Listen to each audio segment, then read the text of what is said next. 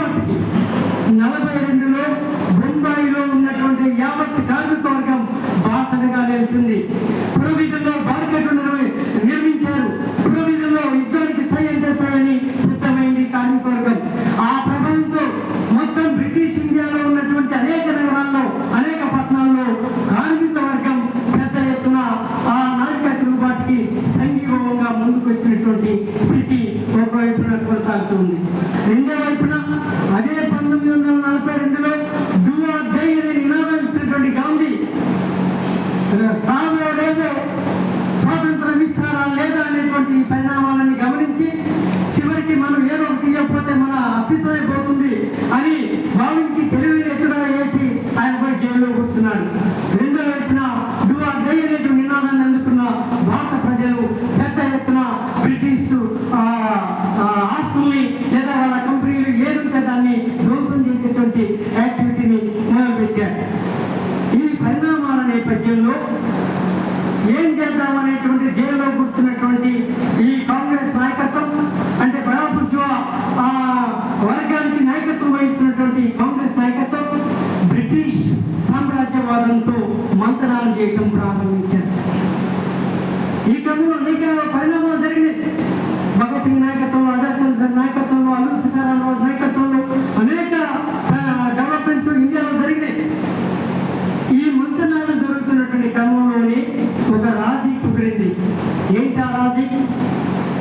British సామ్రాజ్యవాదం మా పెట్టుబడులకి, మా పరిశ్రమలకి, మా పెట్టుబడులు ఎగుమతికి అంటే మీ దేశానికి దిగుమతి చేయడానికి, మా పరిశ్రమలను మీరు దిగుమతి చేయడానికి మాకు తగిన రక్షణ కల్పిస్తామంటే, అదేవిధంగా మీరు వాళ్ళ ఈ బ్రిటిష్ సామ్రాజ్యవాదం యొక్క వలస రాజ్యాలకు సంబంధించి ఒక వేదికను వాళ్ళు ఏర్పాటు చేశారు.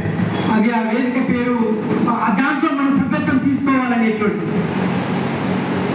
అట్లా కొన్ని షరతులు పెట్టి కొన్ని అగ్రిమెంట్లు, కొన్ని అంశాల మీద వాళ్ళు అగ్రిమెంట్ చేసుకొని ఈ నాయకత్వంతో పరిపాలన మాత్రం అధికారం మీకు బదలాయిస్తాం, మిగతా అన్ని కూడా మేము కొనసాగిస్తాం అనే పద్ధతిలో వాళ్ళ మధ్య అగ్రిమెంట్ జరిగి 1947 ఆగస్టు అర్ధరాత్రి అధికార మార్పిడి జరిగింది. అగ్రిమెంట్ ప్రకారం అది స్వాతంత్రం కాదు అని చెప్పి మన కాంగ్రెస్ ఇంతకుముందు చెప్పారు. రెండోసారి మొదటిసారి 1857లో తొలి బూర్జువా ప్రజాస్వామిక విప్లవం భారతదేశంలో విఫలమైంది.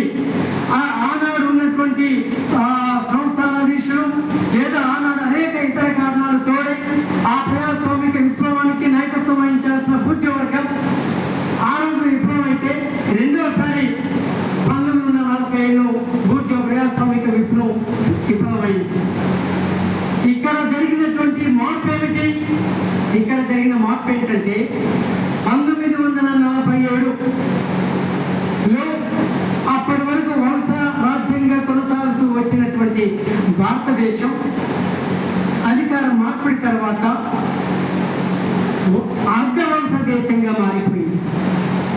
అర్ధవలస దేశంగా మారడం అంటే అర్థం బ్రిటిష్ సామ్రాజ్యవాదుల ప్రత్యక్ష పరిపాలన ఇక్కడ లేదు రాజకీయంగా.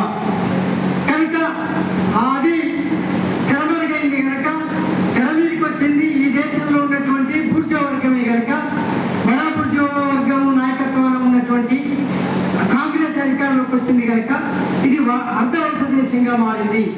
అంటే భారతదేశం 1947 మధ్య కాలంలో జరిగినటువంటి ఒక సైద్ధాంతికమైనటువంటి మార్పు ఏంటంటే వలస దేశంగా ఉన్నది అర్ధవలసగా మారింది.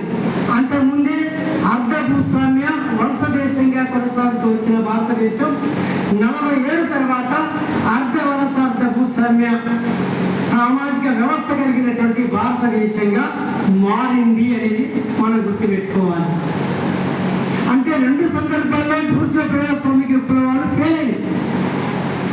ఇక్కడ దీన్ని ఆపుదాం. ఇక రెండోది